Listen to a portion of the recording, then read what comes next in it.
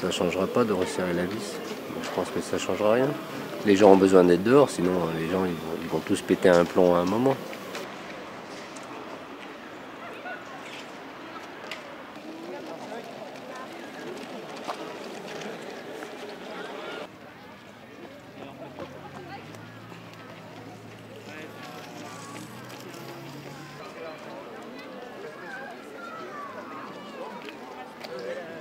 On ne peut pas avoir de discours, dire allez travailler et rester chez vous.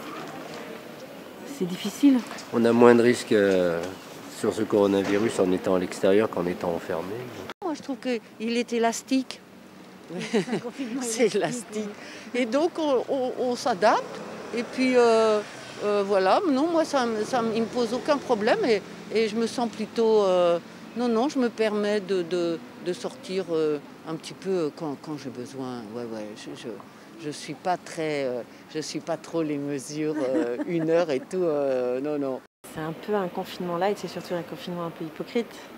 Genre, on ne peut pas voir son voisin de palier, mais on peut amener les enfants à l'école, qui eux-mêmes voient d'autres enfants, qui eux-mêmes voient des instituts, qui eux-mêmes voient des gens. Enfin,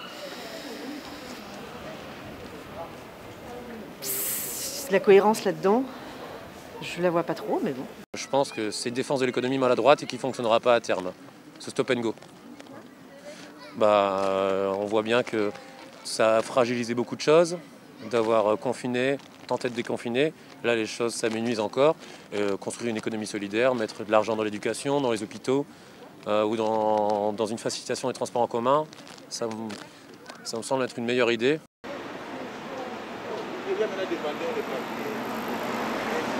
Si on rate Noël là, je crains que certains vont tomber.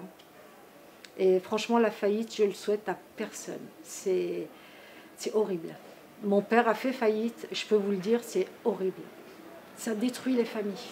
On entend malgré tout plein de médecins, de responsables d'hôpitaux qui parlent de la saturation des hôpitaux. Je ne vois pas comment 2 semaines de confinement ont réussi à faire inverser la tendance. Oui. Donc forcément, Puis même, il se décrédibiliserait si au bout de 2 semaines, ils disaient finalement c'est bon, on peut se relâcher. En fait, ça n'a pas de sens.